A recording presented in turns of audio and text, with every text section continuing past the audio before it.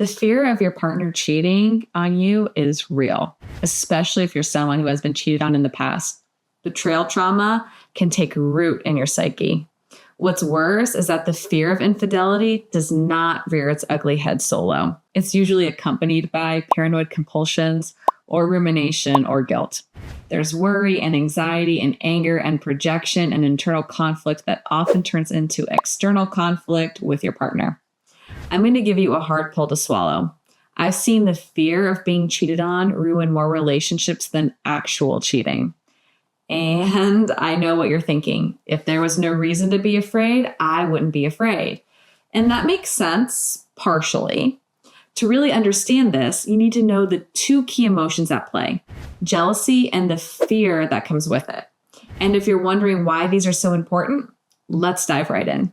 I'm Jordan Travers. I'm a licensed clinical psychotherapist, and today we're going to explore how exactly the fear of infidelity can spiral out of control and actually damage the very connection you're trying to protect.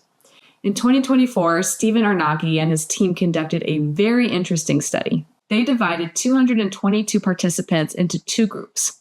One group watched a TikTok video about infidelity in relationships, while the other watched food-related content.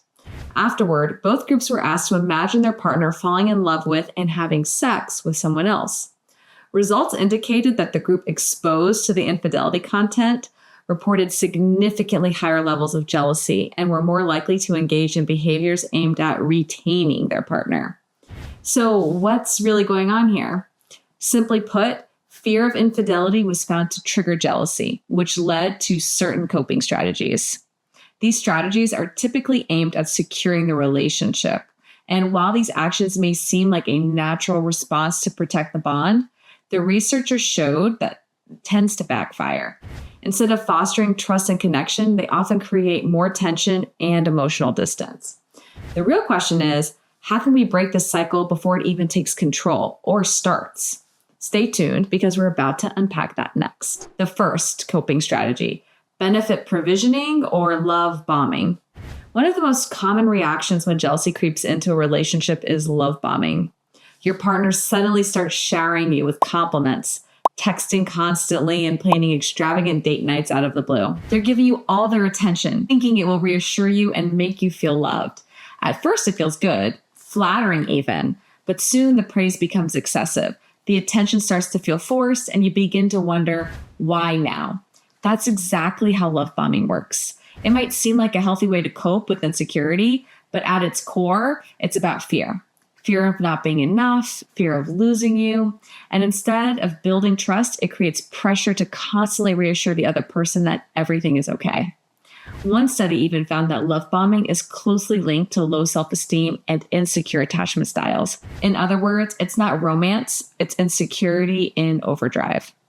Over time, this dynamic leads to emotional distance.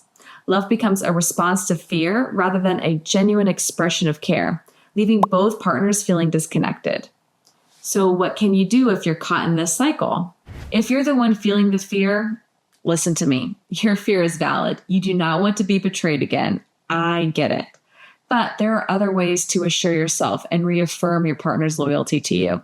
And I call it the then and now approach.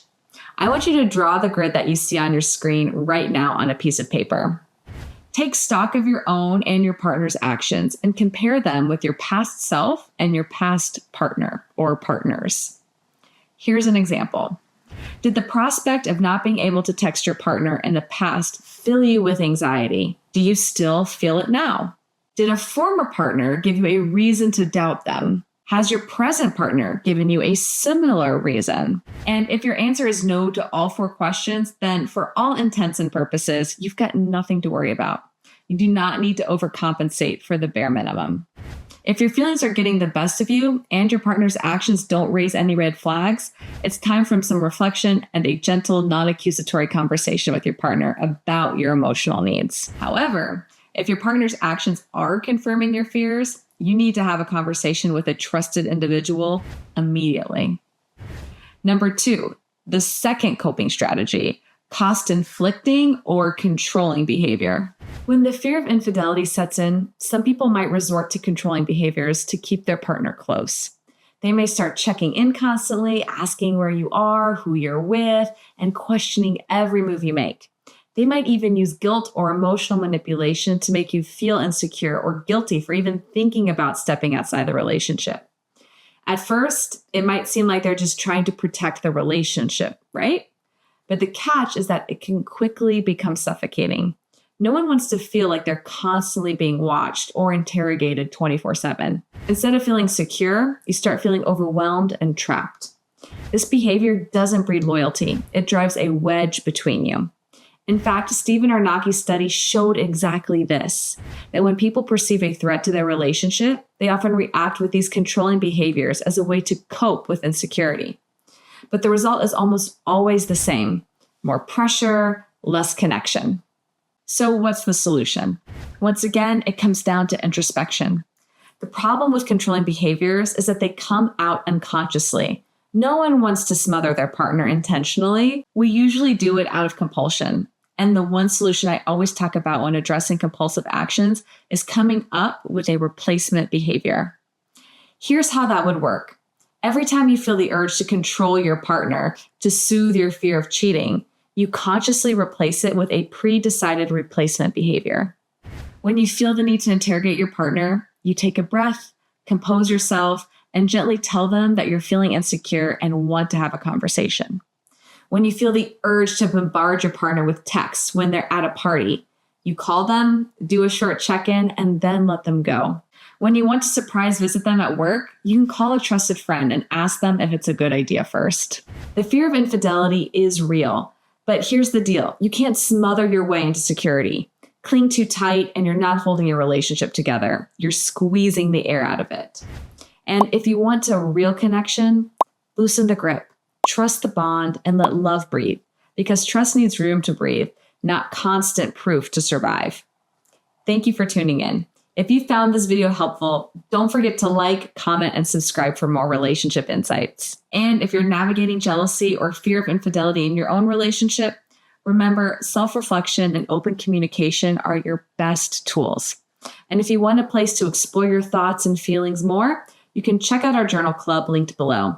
We talk about topics like this every week that help you understand yourself better. I'm Jordan Travers. I'm the clinical director of Awake Therapy, and I'll catch you next time. Bye.